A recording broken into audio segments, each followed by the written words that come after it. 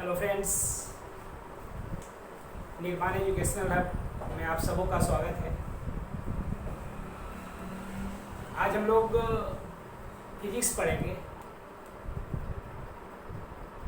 बहुत सारे बच्चों का कमेंट आ रहा था, कल भी कमेंट पढ़े थे कि फिजिक्स कब से स्टार्ट होगा सर। तो फिजिक्स हम स्टार्ट कर रहे हैं और फिजिक्स में सबसे पहले हम लोग जनरल फिजिक्स से स्टार्ट कर रहे हैं। और जनरल फिजिक्स में सबसे पहला जो चैप्टर है वो आपका है मात्रक और विमा। ये एक ऐसा चैप्टर है जो पूरे फिजिक्स में होता है, मतलब पूरे फिजिक्स में इस चैप्टर का यूज होता है। चाहे आप कोई भी चैप्टर पढ़ो, आप हीट पढ़ो, इलेक्ट्रिसिटी पढ़ो, इलेक्ट्रोस्टैट पढ़ो, करंट पढ़ो, मैग्नेट पढ़ो, जहाँ कहीं भी पढ़ोगे मात्रक और विमा का यूज आना ही आना है। तो ये चैप्टर बेसिकली हम लोग पॉलिटेक्निक के लिए पढ़ रहे हैं, लेकिन ये जो मात्रक और विमा है ये आपके 11th के लिए भी बहुत इंपॉर्टेंट चैप्टर है। तो जो बच्चे 11th के उस मतलब हैं या अभी जो मतलब 10th का एग्ज़ाम दिए हैं वो भी आराम से इसको देख सकते हैं और एकदम बिल्कुल नया कॉन्सेप्ट और नया अंदाज में हम लोग पढ़ेंगे मात्रक और विमा। ये पहला चैप्टर है फिजिक्स का, मात्रक और विमा, मतलब जनरल फिजिक्स का। इस मात्रक और विमा में हम लोग सबसे पहला जो टर्म एक्सप्लेन करते हैं वो टर्म है भौतिक राशि। भौतिक राशियाँ या भौतिक राशि, इसको अंग्रेजी में बोलते हैं फिजिकल क्वांटिटी, शॉर्ट में पीक्यू लिखते हैं, फिजिकल क्वांटिटी। देखिए, भौतिक राशि को हम लोग डिफाइन करते हैं कि वैसी राशि जिसे मापा जाता है तथा जिसके क्रम में भौतिकी के नियमों का उल्लेख किया जाता है उसी को हम लोग क्या बोलते हैं, भौतिक राशि। और ये भौतिक राशि का सबसे खूबसूरत डिफिनीशन है। इसको फिर से एक बार रिकॉल कर रहे हैं, वैसी राशियाँ या वैसी राशि जिसे मापा जाता है तथा जिसके क्रम में भौतिकी के नियमों का उल्लेख किया जाता है उसी को हम लोग क्या कहते हैं, भौतिक राशि। जैसे आप सबों ने पढ़ा होगा ओम्स लॉ, ओम का नियम। ओम का नियम सभी को पता है, V बराबर IR होता है ओम। तो ओम के नियम का स्टेटमेंट V बराबर IR, जहाँ V क्या है, पोटेंशियल, जिसको आप विभवांतर या विभव बोलते हैं। I क्या है, विद्युत धारा। R क्या है, प्रतिरोध। कहने का मतलब कि अगर ओम्स के लॉ को एक्सप्लेन करना है तो हमको तीन चीज चाहिए, एक पोटेंशियल चाहिए, दूसरा इलेक्ट्रिक करंट चाहिए और तीसरा रेसिस्टेंस चाहिए। अगर ये तीनों में से कोई एक नहीं रहेगा तो हम लोग ओम के नियम को एक्सप्लेन नहीं कर सकते। और पोटेंशियल, इलेक्ट्रिक करंट और रेसिस्टेंस, ये मतलब इन तीनों को हम लोग क्या कर सकते हैं, मापते हैं, इसको मेजर करते हैं, है ना। पोटेंशियल को मेजर करते हैं, रेसिस्टेंस को मेजर करते हैं, है ना, इलेक्ट्रिक करंट को मेजर करते हैं। तो भौतिक राशि का डिफिनेशन आपको क्लियर हुआ होगा कि वैसी राशि जिसे मापा जाता है तथा जिसके क्रम में भौतिकी के नियमों का उल्लेख किया जाता है उसी को हम लोग क्या बोलते हैं, भौतिक राशि। भौतिक राशि को तीन वर्गों में बांटा गया है। पहला जो है वो मूल या आधारी भौतिक राशि, इसको हम लोग बोलते हैं फंडामेंटल या बेसिक फिजिकल क्वांटिटी। दूसरा है व्युत्पन्न भौतिक राशि और तीसरा है पूरक या संपूरक, या इसी को कोई किताब लिखता अनुपूरक भौतिक राशि, जिसको आप कंप्लीमेंट्री या सप्लीमेंट्री यूनिट कहते हैं। तो भौतिक राशि को तीन पार्ट में बांटा गया है। एक को कहा गया मूल या आधारी भौतिक राशि। अब इसको आपको समझना है, बहुत इंपॉर्टेंट है। मूल या आधारी भौतिक राशि किसको कहेंगे, तो वैसी भौतिक राशि जिसको मापने के लिए किसी दूसरी राशि की सहायता नहीं लेनी पड़ती, यानी जिस भौतिक राशि का मेजरमेंट डायरेक्ट होता है उसको हम लोग बोलते हैं मूल या आधारी भौतिक राशि। पूरे फिजिक्स में मूल या आधारी भौतिक राशियों की संख्या 7 है और दो भौतिक राशि जो है वो अनुपूरक या संपूरक या पूरक भौतिक राशि है। एक समतल कोण है ना, जिसको अंग्रेजी में बोलते हैं प्लेन एंगल। दूसरा ठोस या घन कोण, जिसको अंग्रेजी में बोलते हैं सॉलिड एंगल। समतल कोण का मात्रक होता है रेडियन और ठोस कोण या घन कोण का मात्रक क्या होता है, स्टेरेडियन। मात्रक क्या होता है इसकी चर्चा हम लोग करेंगे आगे। तो 7 और 2 9, इस 9 को छोड़ के पूरे फिजिक्स में जितनी भी भौतिक राशियां आती है वो सारे के सारे व्युत्पन्न भौतिक राशि कहलाते हैं। व्युत्पन्न का मतलब होता है किसी से निकला हुआ, किसी से उत्पन्न हुआ। और जितने भी व्युत्पन्न भौतिक राशियां हैं वो सारे के सारे किससे उत्पन्न होते हैं, तो मूल या आधारी भौतिक राशि से उत्पन्न होते हैं। तो अगर व्युत्पन्न भौतिक राशि को हमको डिफाइन करना होगा तो उसको कैसे डिफाइन करेंगे कि वैसी भौतिक राशि जिसे मापने के लिए मूल या आधारी भौतिक राशि की सहायता लेनी पड़ती हो, उसी को हम लोग क्या कहते हैं, व्युत्पन्न भौतिक राशि।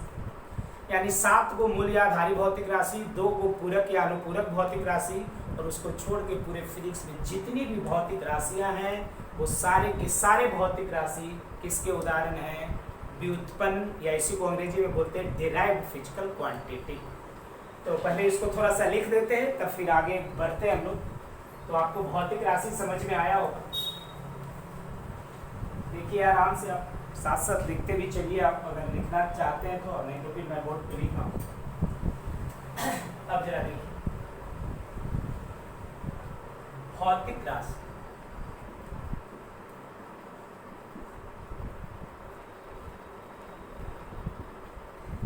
वैसी राशि जिसे मापा जाता है, वैसी राशि जिसे मापा जाता है तथा जिसके क्रम में भौतिकी के नियमों का उल्लेख किया जाता है, भौतिक राशि कहलाता है। भौतिक राशि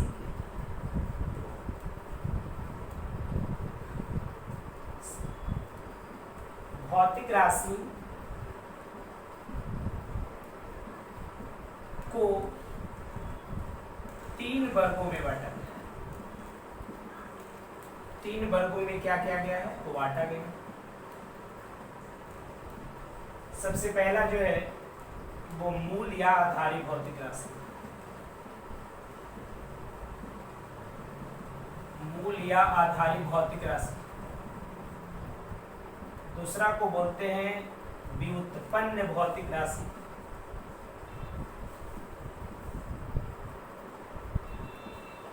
व्युत्पन्न भौतिक राशि। और तीसरा जो कहलाता है पूरक या संपूरक, संपूरक भौतिक राशि। अब जरा देखिए यहां से, इस संपूरक भौतिक राशि में 2 आते हैं। पहला समतल कोण, इसका मात्रक होता है रेडियन, याद रखिएगा। और दूसरा जो है ठोस कोण, या इसी को बोलते हैं घन कोण, इसका मात्रक होता है अस्टेरेडियन। तो यहां तक आपको क्लियर होगा कि भौतिक राशि को हमने डिफाइन किया, भौतिक राशि को 3 वर्गों में बांटा गया, मूल या आधारी, व्युत्पन्न। हम लोग को मेन काम करना है मूल और क्या, व्युत्पन्न पे, और पूरक या संपूरक, ये दोनों कहलाते हैं पूरक भौतिक राशि। ये दोनों क्या कहलाते हैं, पूरक भौतिक राशि। तो अगर आपसे पूछा जाए कि पूरक या समपूरक या अनुपूरक भौतिक राशि की संख्या कितनी है, तो आंसर क्या होगा, 2। एक समतल कोण जिसका मात्रक रेडियन, और दूसरा ठोस कोण या घन कोण जिसका मात्रक क्या होगा, अस्टेरेडियन। अब हम लोग को काम करना है मूल या आधारी भौतिक राशि पे, इसको समझते हैं और यहीं से काम स्टार्ट हो जाएगा।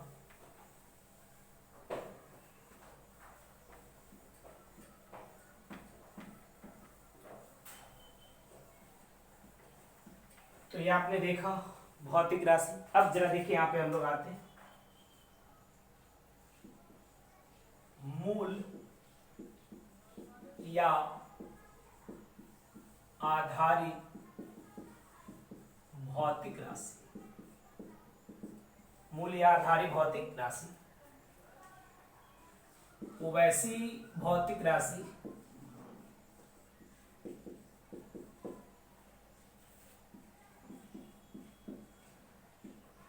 जिसे मापने के लिए किसी अन्य भौतिक राशि की सहायता नहीं लेनी पड़ती हो, सहायता नहीं लेनी पड़ती हो, मूल भौतिक राशि कहलाता है। मूल भौतिक राशि कहलाता है। यानी आप बोले तो ऐसा कि जिसका मेजरमेंट क्या होता है, डायरेक्ट होता है। इसकी संख्या 7 होती है। इसकी संख्या कितनी होती है? 7 होती है। अब जरा देखिए ये 7 कौन कौन से हैं। तो सबसे पहला याद रखिएगा द्रव्यमान, दूसरा लंबाई, तीसरा है वो आपका समय है, चौथा तापमान है, पांचवा विद्युत धारा है, छठा जो है वो आपका ज्योति तीव्रता है, और सातवां जो है पदार्थ की मात्रा। सातवां क्या है? पदार्थ की मात्रा।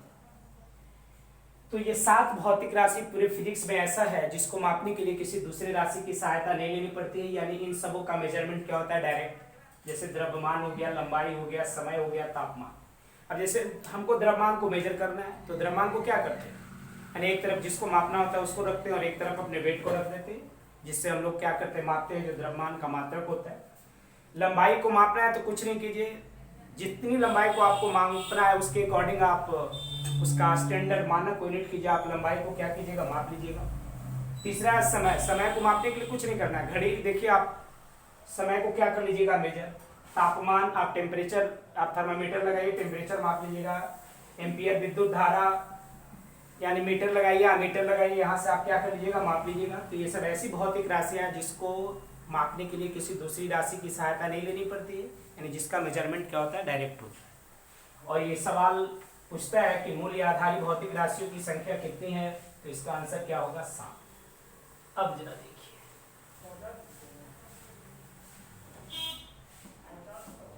तो इस 7 और 2 9, इस 9 को छोड़ के पूरी फिजिक्स में जितने भी भौतिक राशियां आएगी वो सारे के सारे किसके उदाहरण होंगे? व्युत्पन्न भौतिक राशि। तो अब हम लोग यहाँ पे देखते हैं व्युत्पन्न भौतिक राशि। व्युत्पन्न भौतिक राशि, इसको डिफाइन करेंगे। वैसी भौतिक राशि जिसे मापने के लिए मूल या आधारी भौतिक राशि की सहायता लेनी पड़ती है। मूल या आधारी भौतिक राशि की सहायता लेनी पड़ती हो, व्युत्पन्न भौतिक राशि कहलाता है। अब जैसे देखिए यहाँ पे एक दो एग्जांपल्स लेते हैं। जैसे आप पढ़ते हैं चाल। चाल बराबर क्या होता है? दूरी बटा समय। तो ये दूरी भी क्या है? मूल्य आधार। दूरी हमेशा क्या होगा? लंबाई होगा। और ये समय, अभी हम लोगों ने पढ़ा लंबाई क्या है? मूल्य आधारी भौतिक राशि। दूसरा पढ़ते हैं वेग। वेग बराबर क्या पढ़ते हैं? विस्थापन बटे क्या पढ़ते हैं? समय पढ़ते हैं। विस्थापन भी क्या होता है? लंबाई होता है और समय है। तो अगर वेग को मापना है तो आपको क्या चाहिए? विस्थापन चाहिए और समय, यानी लंबाई चाहिए और समय चाहिए। तो और ये लंबाई और समय ये दोनों क्या है? मूल्य आधारित क्या है? भौतिक राशि है। इसके अलावा मतलब आप 7 और उस 2 9 को छोड़ के जितने भी भौतिक राशियों को मापिएगा, सब को मापने के लिए किसकी आवश्यकता होती है? मूल या आधारी भौतिक राशि की क्या होती है? आवश्यकता होती है। अब जरा देखिए, बहुत इंपॉर्टेंट बात आपको हम बताने जा रहे हैं, इसको आप ध्यान से समझिएगा। अभी मैंने एक चर्चा देखिए लंबाई लाया था मूल या आधारी भौतिक राशि की। तो आप देखिए, अब यहाँ पे देखना है कि फिजिक्स में लंबाई क्या क्या होता है, जरा देख लीजिए। यानी फिजिक्स में कौन कौन सी भौतिक राशियां मिलेगी जो लंबाई को करस्पॉन्ड करता है। ये देखिएगा जरा ध्यान से, बहुत इंपॉर्टेंट बात है। लंबाई, सबसे पहला लंबाई में क्या होगा, दूरी। दूरी हमेशा क्या हो गया, लंबाई। दूसरा विस्थापन, विस्थापन भी हमेशा क्या हो गया, लंबाई। तीसरा तरंगदैर्घ्य, याद रखिएगा तरंगदैर्घ्य भी क्या होता है, लंबाई। मोटाई भी क्या होता है, लंबाई। ऊंचाई भी क्या होता है, लंबाई। गहराई भी क्या होता है, लंबाई। त्रिज्या भी क्या होता है, लंबाई। व्यास भी क्या होगा, लंबाई। परिमाप भी क्या होगा, लंबाई। इसके अलावा और आ जाइए, काफी इंपॉर्टेंट बात, इंपॉर्टेंट, वेरी इंपॉर्टेंट, वीवीआई बात यहाँ पे देखिए। इसके अलावा देखिए आपने नाम सुना होगा प्रकाश वर्ष। प्रकाश वर्ष भी क्या होता है, लंबाई होता है। आपने सुना होगा खगोलीय मात्रक, ये भी क्या होता है, लंबाई होता है। आपने सुना होगा पारसेक, ये बहुत इंपॉर्टेंट बात है और यही सब सवाल आपके इम्तिहान में पॉलिटेक्निक बारे में पूछा जाता है। पारसेक या इसी का दूसरा नाम है पारालैक्टिक सेकंड। पारालैक्टिक सेकंड। इसीलिए आपके इम्तिहानों में सवाल पूछता है कि प्रकाश वर्ष किसका मात्रक है, तो आंसर क्या हो गया, दूरी। क्योंकि लंबाई मतलब पूरे फिजिक्स में देखिए लंबाई क्या क्या करस्पॉन्ड करेगा। दूरी क्या होगा, लंबाई। विस्थापन क्या होगा, लंबाई। तरंगदैर्घ्य क्या होगा, लंबाई। मोटाई भी क्या होगा, लंबाई होगा। ऊंचाई भी क्या होगा, लंबाई होगा। गहराई भी क्या होगा, लंबाई।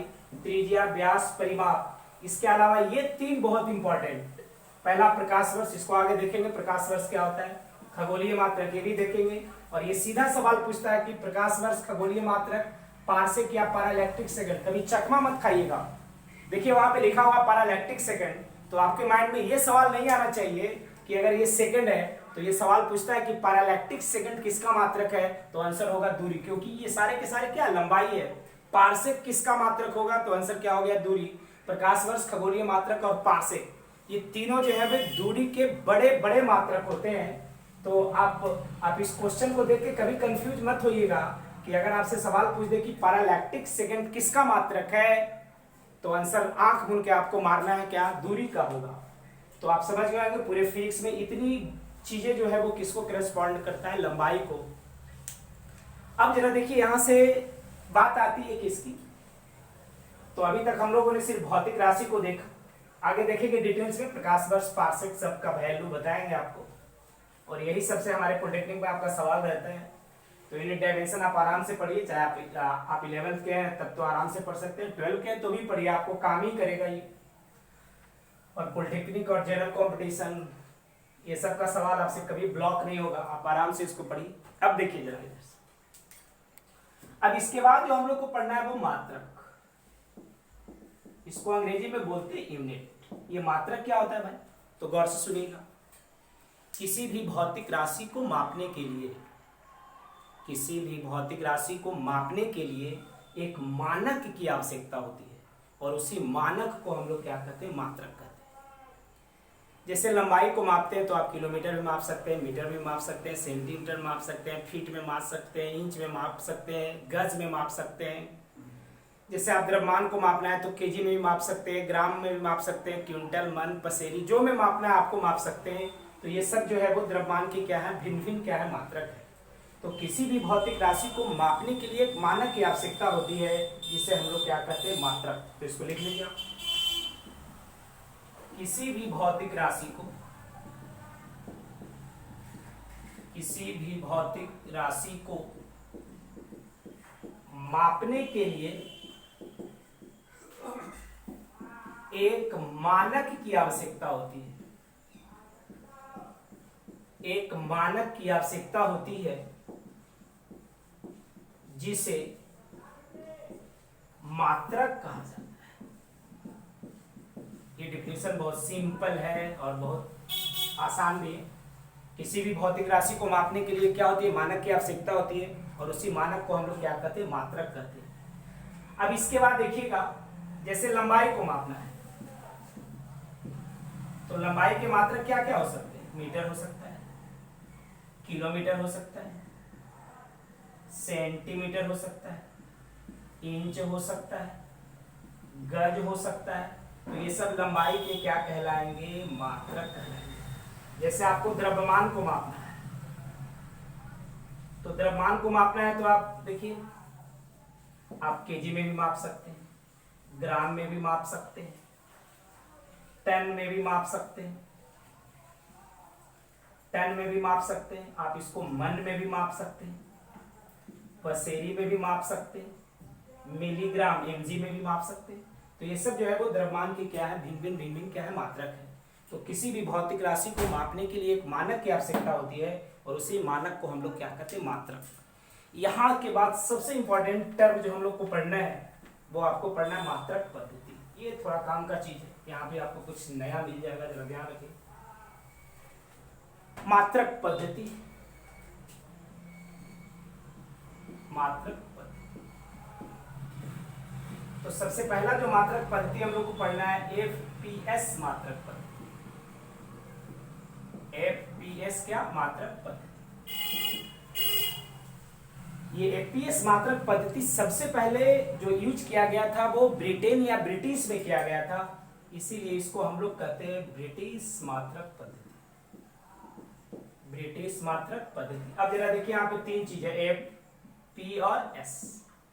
एफ से होता है फुट या फीट, पी से होता है पाउंड, पाउंड नहीं पाउंड, पाउंड, एस से क्या होता है? सेकेंड। फुट किसके लिए आएगा भाई? तो लंबाई के लिए आएगा। पाउंड किसके लिए आएगा? तो द्रव्यमान के लिए आएगा। और सेकेंड किसके लिए आएगा? तो समय के लिए आएगा। अगर एफपीएस मात्रक पद्धति को डिफाइन करना होगा तो हम लोग कैसे डिफाइन करेंगे? वैसी मात्रक पद्धति जिसमें लंबाई को फुट, द्रव्यमान को पाउंड और समय को सेकेंड में मापा जाता है, उसी को हम लोग क्या कहते हैं? एफपीएस मात्रक पद्धति। और ये मात्रक पद्धति सबसे पहले कहाँ यूज किया गया था? ब्रिटेन में, इसीलिए इसको हम लोग कहते हैं ब्रिटिश मात्रक पद्धति। तो ये बहुत सिंपल बात है, आप पढ़ते होंगे, 9th क्लास से पढ़ते आ रहे होंगे।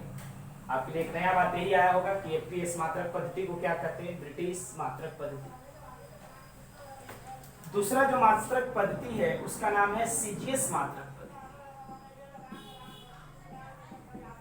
सीजीएस मात्रक पद्धति, इसको हम लोग दो नाम से जानते हैं, फ्रेंच या मीट्रिक मात्रक पद्धति। ये सीधा सवाल आपके इम्तिहानों में रहता है कि फ्रेंच या मीट्रिक मात्रक पद्धति किसको कहेंगे? तो आंसर क्या होगा? सीजीएस। इसमें देखिएगा सीजीएस, सी आया किसके लिए? सेंटीमीटर, जी किसके लिए आया? ग्राम, और एस किसके लिए आया? सेकेंड। सेंटीमीटर किसका मात्रक होगा? लंबाई का। ग्राम किसका मात्रक होगा? द्रव्यमान का। और सेकेंड किसका मात्रक होगा? समय का। तो अगर सीजीएस मात्रक पद्धति को डिफाइन करना होगा तो कैसे डिफाइन करेंगे? वैसी मात्रक पद्धति है ना, जिसमें लंबाई को सेंटीमीटर, द्रव्यमान को ग्राम और समय को किसमें? सेकंड में मापा जाता है। इसको हम लोग क्या कहते हैं? सीजीएस मात्रक पद्धति कहते हैं। और इसका एक और नाम क्या है? फ्रेंच या मीट्रिक मात्रक पद्धति। ये काफी इंपॉर्टेंट बात। अब देखिए तीसरा जो है, तीसरा जो मात्रक पद्धति है वो आपका एमकेएस मात्रक पद्धति है। एमकेएस मात्रक पद्धति है ना, इसका कोई स्पेसिफिक नाम नहीं है। एमकेएस, एम आता है मीटर, एम से मीटर, के से क्या? किलोग्राम, और एस से क्या होता है? मीटर किसके लिए आएगा? लंबाई के लिए। किलोग्राम किसके लिए आएगा? द्रव्यमान के लिए। और सेकंड किसके लिए आएगा? समय के लिए। तो अगर एमकेएस मात्रक पद्धति को डिफाइन करना होगा, इसको कैसे डिफाइन करेंगे? वैसी मात्रक पद्धति जिसमें लंबाई को मीटर, द्रव्यमान को किलोग्राम और समय को सेकंड में मापा जाता है, इसी को हम लोग क्या कहते हैं? एमकेएस मात्रक पद्धति। अब जरा देखिए, अब यहाँ से सबसे इंपॉर्टेंट बात देखिए, ये सबसे काम का चीज एसआई मात्रक पद्धति। एसआई मात्रक पद्धति, एसआई का पूरा नाम होता है system of international, system of international. इसको हिंदी में कहते हैं मात्रकों की अंतरराष्ट्रीय पद्धति, मात्रकों की अंतरराष्ट्रीय पद्धति। अब जरा देखिए, यहां पे दो बहुत इंपॉर्टेंट सवाल, ध्यान रखिएगा, एसआई मात्रक पद्धति। ये बेसिकली जो है वो एमकेएस का एक्सटेंशन है, यानी एमकेएस मात्रक पद्धति को एक्सटेंड किया गया और वहीं से क्या आया आपका एसआई। एमकेएस में भौतिक राशियों की संख्या कितनी थी? 3, और इस एसआई में मात्रक पद्धति में इसमें 7 मात्रक हुए, तो 3 तो ऑलरेडी उसी का है, इसमें 4 और ऐड किया गया, तो 3 और 4 इसमें कितने हो गए? 7 हो गए। और एक सवाल तो ये पूछेगा पहला कि एसआई मात्रक पद्धति किसका एक्सटेंशन है, तो आंसर होगा एमकेएस। लेकिन अगर सवाल आपसे ये पूछ दे कि एसआई मात्रक पद्धति किसके क्लोजर है, तो आंसर होगा सीजीएस, यानी CGS is more closer to SI. बोलो ऐसा क्यों? हम लोग जो कन्वर्सन पढ़ते हैं या तो सीजीएस को एसआई में कन्वर्ट करते हैं या एसआई को क्या करते हैं? सीजीएस में कन्वर्ट करते हैं। तो अगर पूछा जाए कि एसआई मात्रक पद्धति किसका एक्सटेंशन है, तो आंसर होगा एमकेएस। लेकिन अगर पूछा जाए कि एसआई मात्रक पद्धति किसके क्लोज है, तो आंसर होगा सीजीएस, क्योंकि जो हम लोग कन्वर्सन करते हैं वो एसआई से क्या करते हैं सीजीएस में, और सीजीएस से क्या करते हैं एसआई। जैसे आप आगे पढ़ेंगे कि कार्य का एसआई मात्रक क्या होता है? जूल। और कार्य का सीजीएस मात्रक क्या होता है? अर्ग। तो हम लोग जूल को अर्ग में बदलते हैं और अर्ग को किस में बदलते हैं? जूल। जैसे आप पढ़ते हैं बल का जो एसआई मात्रक होता है वो न्यूटन, और बल का जो सीजीएस मात्रक होता है वो डाइन। कैसे होता है आगे दिखा देंगे इसको। तो हम लोग न्यूटन को डाइन में कन्वर्ट करते हैं और डाइन को किस में कन्वर्ट करते हैं? न्यूटन में कन्वर्ट कर सकते हैं। तो इसीलिए अगर सवाल पूछा जाए कि ये किसका एक्सटेंशन है, तो एमकेएस। अब जरा यहाँ पे एक छोटा सा टेबल है, इस टेबल को आप ध्यान में रखिएगा। एसआई मात्रक पद्धति में 7 भौतिक राशियों को शामिल किया गया और उसके एसआई मात्रक डिफाइन किए गए। तो एक तरफ हम लोग लिखेंगे भौतिक राशि और दूसरा कॉलम में उसका लिखेंगे एसआई मात्रक। ये आपको याद रखना है, इसकी आगे बहुत सख्त जरूरत है। तो सबसे पहला लंबाई, लंबाई का एसआई मात्रक क्या होता है? मीटर। दूसरा है द्रव्यमान, द्रव्यमान का एसआई मात्रक क्या होता है? केजी। तीसरा है समय, समय का एसआई मात्रक क्या हो गया? सेकेंड। चौथा है तापमान, तापमान का एसआई मात्रक होता है केल्विन। मीटर को एम तो केजी से लिखाता है, सेकेंड एस, केल्विन को बढ़ा के लिखते हैं। पांचवा विद्युत धारा, इसका एसआई मात्रक होता है एम्पियर, इसको ए द्वारा सूचित करते हैं। छठा जो है वो आपका ज्योति तीव्रता है, इसका एसआई मात्रक होता है कैंडेला, कैंडेला सीडी लिखते हैं। और 7वां इधर लिख देते हैं पदार्थ की मात्रा, इसका मात्रक होता है मोल, इसका मात्रक क्या होता है? मोल। तो ये 7 भौतिक राशियां हैं, 1 2 3 4 5 6 और 7। तो ये 7 भौतिक राशि के एसआई मात्रक को फिक्स कर दिया गया कि अगर लंबाई होगा तो उसका एसआई मात्रक मीटर होगा, द्रव्यमान का केजी, समय का सेकंड, तापमान का केल्विन, विद्युत धारा का एम्पियर, ज्योति तीव्रता का कैंडेला और पदार्थ की मात्रा का क्या होगा? मोल। तो ये आज हम लोग मतलब यूनिट डायमेंशन का फर्स्ट वाला लेक्चर देख रहे थे। तो आज तो बहुत सिंपल बातें बताई गई थी, फिर भी बहुत कुछ यूनिक बातें इसमें आपको मिल जाएगी। आप कंटिन्यू वीडियो को देखना चालू करिए। आप चूंकि आपका फरमाइश को पूरा किया जा रहा है, बहुत सारे बच्चों का आ रहा था कमेंट कि फिजिक्स नहीं हो रहा, तो इस लेक्चर को हम यहीं पे विराम करते हैं। अगला इसमें जो लेक्चर होगा वो काफी इंपॉर्टेंट लेक्चर है। अब इसके बाद यहाँ से हम लोग सिर्फ डायमेंशन की चर्चा करेंगे। डायमेंशन से हम लोग एसआई सीजीएस यूनिट निकालेंगे। कन्वर्सन, कन्वर्सन तो आपके लिए इतना आसान हो जाएगा कि अगर आपको 1 मीटर में 100 सेंटीमीटर, 1 केजी में 1000 ग्राम होता है, तो किसी का भी कन्वर्सन जूल को अर्ग में बदल दो, न्यूटन को डाइन में बदलना है। और इसके लिए हम लोग कोई फार्मूला नहीं पढ़ेंगे, सीधा एकदम खाटी मेथड का इस्तेमाल करेंगे और वहां से हम लोग न्यूटन को डाइन में कन्वर्ट कर लेंगे, डाइन को किस में? न्यूटन में। जूल को किस में कन्वर्ट कर लेंगे? अर्ग को। और अर्ग को किस में कन्वर्ट कर लेंगे? जूल में। तो अगला जो लेक्चर इसमें आएगा उसका स्टार्टिंग हम लोग करेंगे बीमा से स्टार्ट करेंगे। बीमा क्या होता है? अभी तक आप लोग कहीं पढ़े होंगे यूनिट एंड डायमेंशन, तो आप पहले मात्रक निकाले होंगे तब बीमा निकाले होंगे। हम यहाँ पे उल्टा करते हैं, इससे काम आसान हो जाता है। पहले हम लोग बीमा निकालेंगे और बीमा की सहायता से SI, CGS, FPS जो भी मात्रक निकलना होगा वो आसानी से क्या करेंगे, निकल जाएंगे। तो आज के लेक्चर को हम यहीं पे स्टॉप करते हैं। थैंक यू, फिर मिलते हैं अगली बार।